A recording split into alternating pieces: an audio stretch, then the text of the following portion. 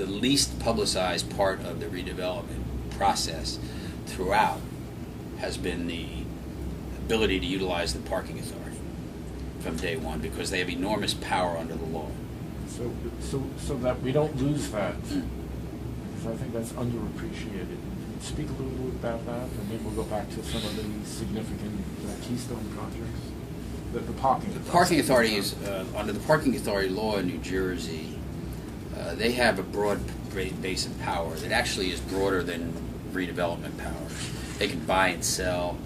They can acquire in futuro by saying it's going for parking. They can create good revenue streams. They can be. Some people look at them as a typical authority that gets out of control. Well, that can be, unless you have quality members who are acting in consort with a redevelopment process.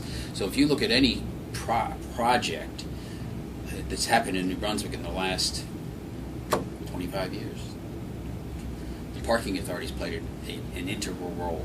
And indeed, in many cases, they could not have happened without the parking authority. And you'll see projects being talked about today, whether it's the Easton Avenue Somerset or Joyce Kilmer Patterson. Deeply engaged in that is the parking authority. And involved clearly in providing some parking. Acquisitions, better appreciated. Okay. Acquisitions that they can make that can't be made through the redevelopment law. And what leveraging parking, which is critical. You can't build projects without parking, and you don't have the money in these projects that are thin to start with to provide parking. So they'll have an ownership and or financing arrangement in every one of these projects. You'll see the parking authority, the hospital projects, the Rutgers housing that we did on Easton Avenue Hill that we had a fight for. That became the #1 attractive spot for students on their pecking order. Could not have happened without the parking authority. And of course we got Harvey Holzberg to lease a lot of spaces, but he needed the parking. And then we've always had to force the hospital to build more and more parking, but the parking authority's in it every step of the way. So if you analyze any project that's been done in the modern history of New Brunswick, you'll find a major role for the parking authority. So we understood that early on, that they had a wide berth of power, #1, and '2, that you could leverage them. And so they're probably the best kept secret in this whole process in terms of a redevelopment tool. And if you look at all the urban stories in New Jersey, I think one of the singular reasons that New Brunswick will stand out is because of how we've used the parking authority, as opposed to so many of the urban centers that have continued to surface parking and not do the decks, and not make the parking authority part of every process. So it's acquiring lands that have broad powers. It's providing the parking, which is needed infrastructure.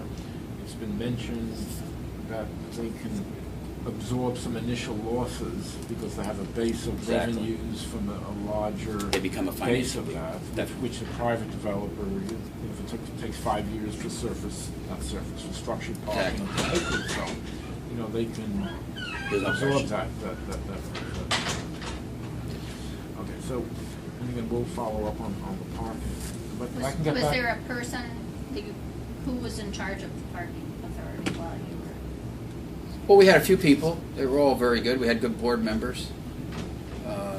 We always had there at one time? Jim Zulo? Jimmy Zulo was there. He was at the Housing Authority, but he was at the Parking Authority. He was very good. He's our graduate. Jimmy Copensi was there. He was also a Rutgers guy.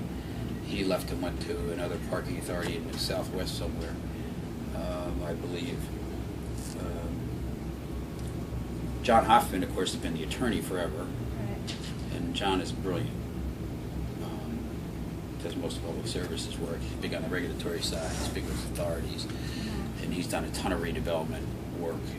So another quiet operative who's now chairman of the Robert Wood Johnson Hospital Board, and has been a significant role player throughout, mostly as an attorney, oftentimes as a volunteer, whether it's sister cities or hospital or med school or he's served on the boards and so forth, but always does his homework. Is a real staple that keeps everybody on an even keel. Doesn't allow anybody to get carried away in terms of power, and brings the reality of the law, et cetera, to the table. So I think that he's been a significant player in the parking authority game from day one. He moves across a lot of lines.